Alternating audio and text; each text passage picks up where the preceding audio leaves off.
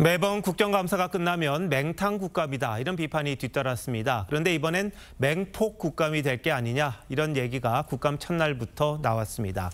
정치부 김아린 기자와 함께 이번 국감의 전망, 여야 전략은 뭔지 더 물어보도록 하겠습니다. 김 기자, 국감에 임하는 여야 각오를 들어보면 비장함까지 느껴져요. 그런데 이번 국감이 유독 치열할 걸로 예상되는 이유가 있습니까? 네, 서로 다른 정치적 상황에 놓인 여야가 이번 국감을 정치적 반전의 계기로 삼으려 하기 때문입니다.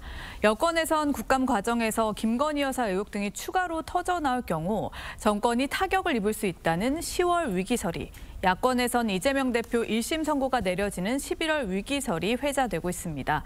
여당은 이 대표 사법 리스크를 부각하는 이재명 국감으로, 야당은 김건희 여사 의혹을 증폭시키는 김건희 국감으로 치르겠다고 나선 이유입니다.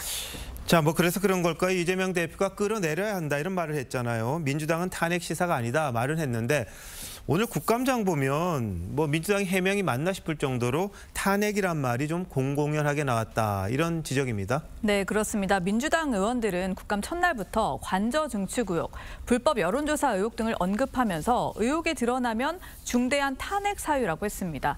특히 야당은 오늘 열린 상임위 10곳 가운데서 법사, 행안, 문체, 정무, 국토 등 상임위 절반에서 김 여사 관련 의혹을 동시다발적으로 제기했습니다. 마침 오늘 민주당은 김 여사 의혹을 파헤치겠다면서 이른바 김 여사 심판본부까지 만들었는데요. 국회 내 탄핵의 밤 행사를 주선해 논란이 된 강득구 의원 등 강경파 의원들이 다수 포함됐습니다. 당 지도부가 탄핵을 주도하거나 계획하는 건 아니라고 선을 긋고 있지만요. 사실상 탄핵 여론 조성에 나섰다는 게 여권의 시각입니다. 자, 첫날부터 이 정도면 앞으로 얼마나 파상 공세가 이어질지 궁금한데요. 여당은 해법을 좀 갖고 있습니까? 네, 여당은요, 김 여사 공세에 맞서서 내달 선거법과 위증교사 1심 선고를 앞두고 있는 이 대표 사법 리스크 부각에 힘을 쓰고 있습니다. 다만 김 여사에 대한 공세 방어에는 뾰족한 해법이 없는 상황입니다.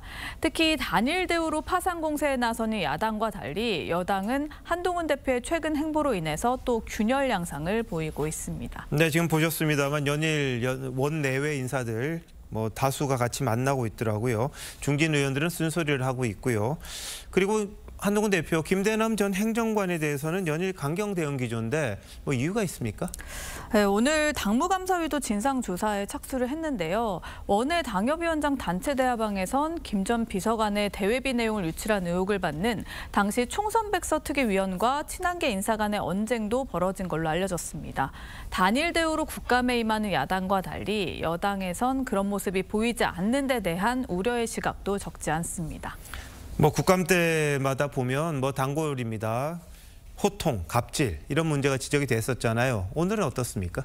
네, 오늘도 있었는데요. 과방위에서 민주당 정동영 의원이 증인 18명을 일렬로 세워둔 장면이 논란이 됐습니다.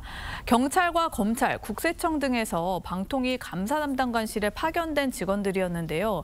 정 의원은 방통위가 아닌 특별수사본부로 전락했다고 지적하기 위해 일렬로 세웠는데 국민의힘은 인간적으로 직원들은 건드리지 말자는 논평을 냈습니다.